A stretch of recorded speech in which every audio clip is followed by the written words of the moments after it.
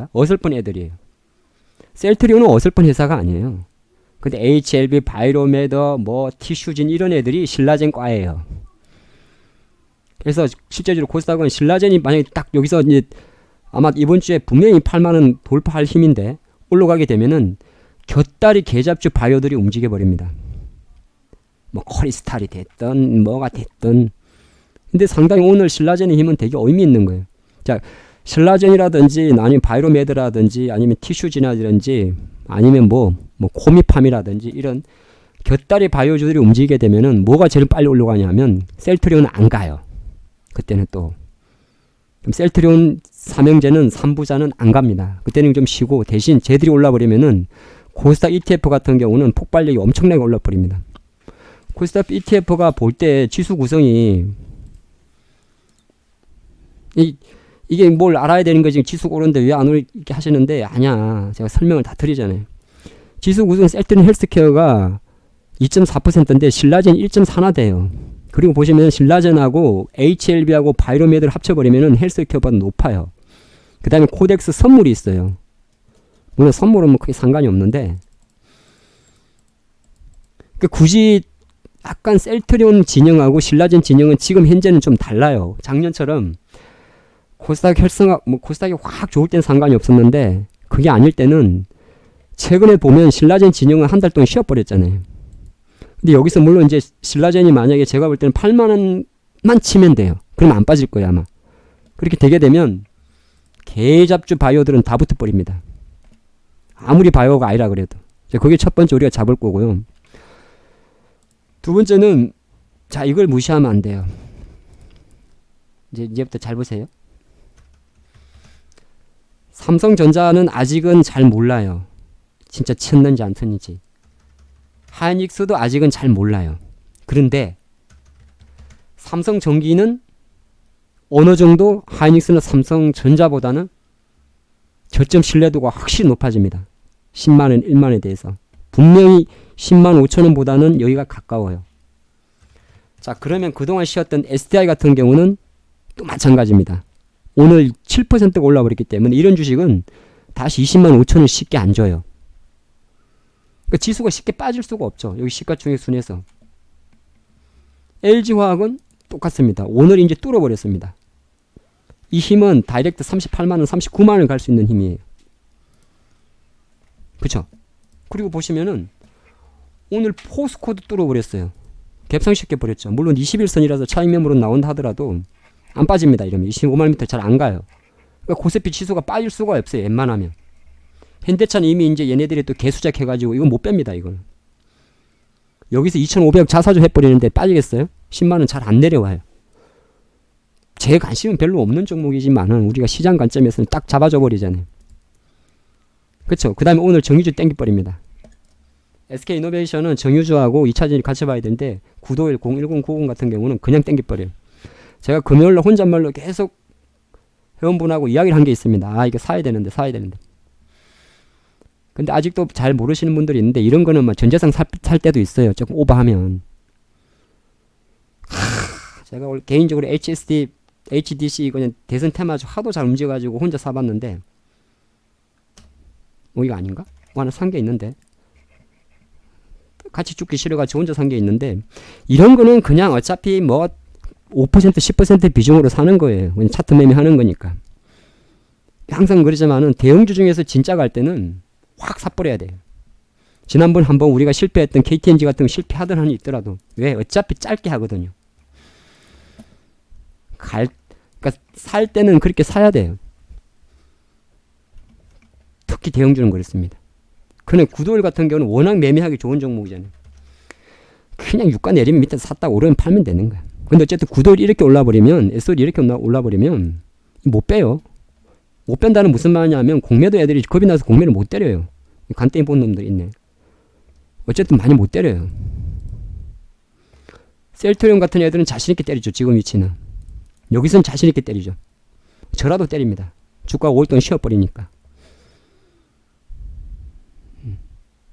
때린다. 이렇게 때리고 아마 때릴 텐데. 그거 봐. 많이는 안 때리는구나. 자, 그래서 일단 조금 정리하면 코스피가 훨씬 셀 겁니다. 훨씬 세요. 근데 코스피 세면 코스닥 따라가요. 왜 작년 같은 경우는 좀 예외적이었어요. 작년은 이제 코스닥 활성화 방향 어쩌고 했는데 그건 작년이 좀 예외적인 거고 보통 왜 그러면 연말에는 코스피가 세냐 하면 배당 때문에 그래요. 세다고 한다는 거는 상대적으로 강한 겁니다. 그러니까 더 오르고 덜 빠지는 정도를 보통 그걸 말해요. 덜 빠지는 거예요. 배당 때문에 그래요. 배당 수요. 배당. 코스닥은 뭐 배당하는 것도 별로 없잖아요. 배당은 하고 싶다고 할 수 있는 게 아닙니다. 상법상 배당 가능 이익 내에서 할 수 있어요. 구도율 같은 SM 삼성전자 같이 뭐 배당 뭐 돈이 있어야 배당을 하지. 예, 배당 가능한 이익 내에 하기 때문에 보통 연말장에 코스피가 코스닥보다 강합니다. 통상적으로 그래요. 두 번째가 그 망할 놈의 대주주 양도세 때문이거든요. 가끔 이렇게 생각할 수가 있어요. 아니 뭐 올해 주식도 박살이 났는데 뭐 대주주 양도세 낼 만한 뭐 코스닥 15억 뭐 코스피 15억 코스닥 15억이 있겠어요? 하는데 그건 모르는 이야기죠. 그렇죠? 물론 계속 진행되고 와 있을 겁니다. 10월 11월 달부터 대주주 양도세 부분은. 예전에도 한번 이런 이야기를 드린지 모르겠는데 저는 아직 대주주가 못 돼봤는데요. 이 대주주 양도세에 해당하는 사람들이 세금이 아까워서 그런 게 아니에요. 이거 아세요? 대주주 양도세가 그래가지고 만약에 대주주 요건에 해가지고 내가 15% 25% 세금 날까봐 그런 게 아니라고. 그럼 뭔데요? 노출이 되잖아요. 차명으로 사둔 거 뭐 여러 가지 이게 다 노출이 돼버리잖아요. 그래갖고 이렇게 맞춰놓는데 가장 좋은 거는 제가 싫은 거는 쉽게 말해서 국세청에 자기 이름 올라가는 게 싫어하는 사람이 되게 많습니다. 성실 납세 의무자가 되게 싫은 거죠. 세금 잘 낸 사람. 이게 제일 커요. 실제적으로 제 주변에 좀 대주주 양도세 해당해가지고 종목당 뭐 이렇게 있는 사람 가끔 들어보면 딸랑 이 세금 몇 프로가 중요한 게 아니고 이것 때문에 세금 여기에 딱 걸려버려가지고 국세청에다가 자기 이름이 딱 금융자산 때 올라가는 것 자체가 싫은 겁니다. 그리고 어차피 좀 많이 하시는 분들은 뭐가 낫냐면은 세원 노출되는 것보다 팔고 다시 사면 돼요. 그래서 이런 게가 보통 중소형주에 많습니다. 중소형주에 많은데 이게 과연 그러면 개인만의 매매로 나오느냐? 그렇지가 않아요. 우리가 보통 투자자별 동향을 보면 어디 갔나? 어머나 멈췄나 보다. 이거 큰일 났네. HTS 나갔어요. HTS 이게 생방이니까 HTS가 나가면 여기서 이제 제가 또 방송을 하는데 방송은 돌아가죠. 방송은 돌아가니까 갑자기 이제 전광판이 나갔다고 기상 예보를 안 할 수는 없는 거 아니에요. 해야지. 투자자별 동향을 보면 보통 이제 개인 있고 외국인 있고 기관 개라고 있잖아요. 그럼 여기에 개인은 꼭 우리 같은 개인만 말하는 게 아니에요. 랩도 있을 수 있잖아요. 랩 어카운트. 1인명 랩도 있고.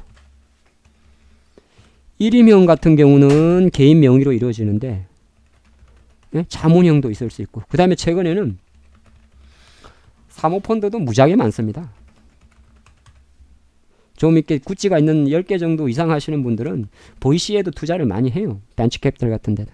뭐 여러 가지 복잡합니다. 어쨌든. 또 HTS가 안 켜지는군요. 이러면 방송의 퀄리티가 떨어지는데.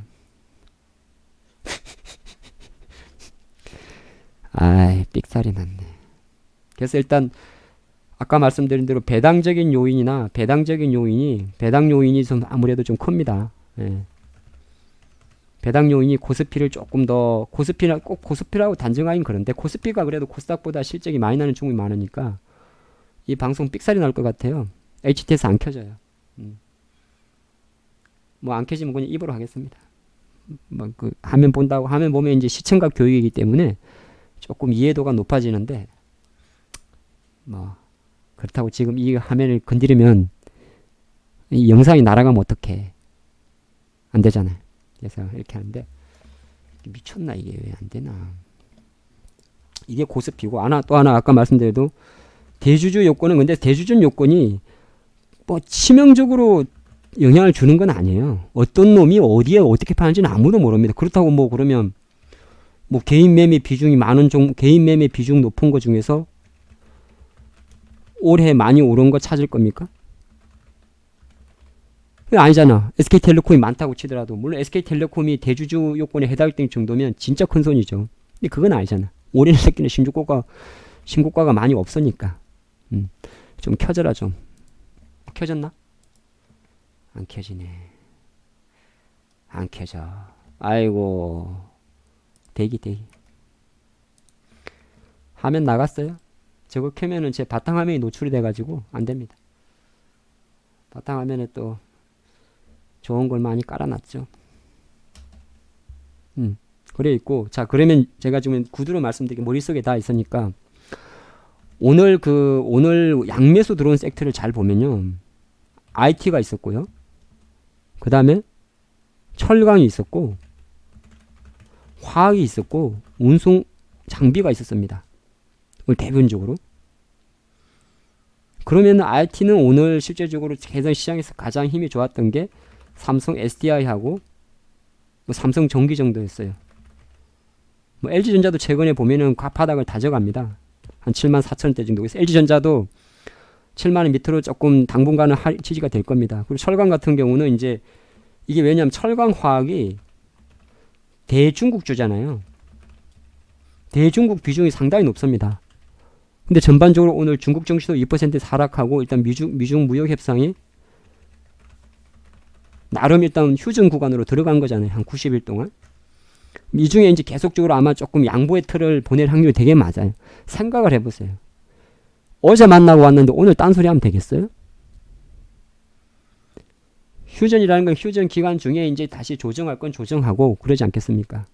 그래서 일단 웬만해서는 연말까지는 이거를 건드릴 만한 게 별로 없다는 거예요. 그럼 철강이나 화학은 낙폭 과대입니다. 대부분 낙폭 과대예요. 중국 때문에 실적이 안 좋았으니까 빠졌어요. 뭐 포스코라든지. 근데 철강 주주도 잘 웬만하면 잘 안 해요. 근데 아까 보니까 제가 풍산이란 기업이 좀 눈에 들어오더라 그런 말씀을 드려요. 풍산. 그 다음에 이제 포스코보다는 뭐 현대제철 뭐 이런 애들. 그리고 철강주가 조금 거래량이 좀 작아요.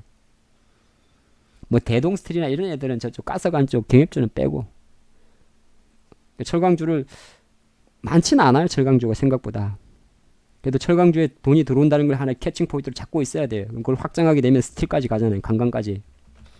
발음 잘해야 돼요. 안 그러면 잡혀가요. 광관. 에이. 강관. 네.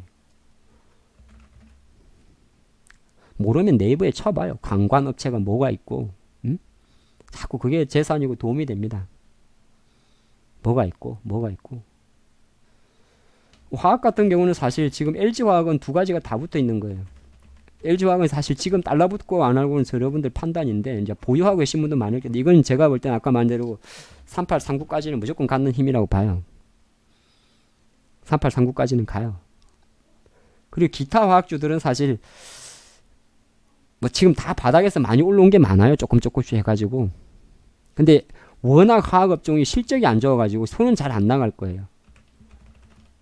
뭐 대한유화라든지 뭐 하나케미칼이라든지 뭐 롯데케미칼 뭐 실적은 안 좋았어요. 물론 실적 좋다고 지금 주가 오르는 건 아닌데 시장의 흐름이 이렇기 때문에 화학업종도 뭐 송원산업 같은 것도 최근에 2만원까지 꾸역꾸역 왔는데 사실 화학업종이 조금 무겁거든요. 그래서 항상 근데 머릿속에 생각은 하고 있어요. 철강 화학도 움직일 때가 됐구나. 화장품도 화학업종에 속합니다. 근데 화장품은 지금 보니까 야 이거 텍스트로 하려니까 여러분들 재미가 없죠. HTS가 나갔으니 할 수 없잖아. 화장품은 사실 LG생활건강이 대장인데 얘네들이 지금 위치가 처음보다 61선짜리 와 있어요. 다 나중에 쳐봐요. 뭐 코스맥스가 됐든 콜마가 됐든. 근데 이제 화장품주는 이미 지금 많이 올랐죠. 최근에 시장 대비해서. 그쵸? 또 뭐 여행 좀 해준다 그래가지고. 그래도 그래도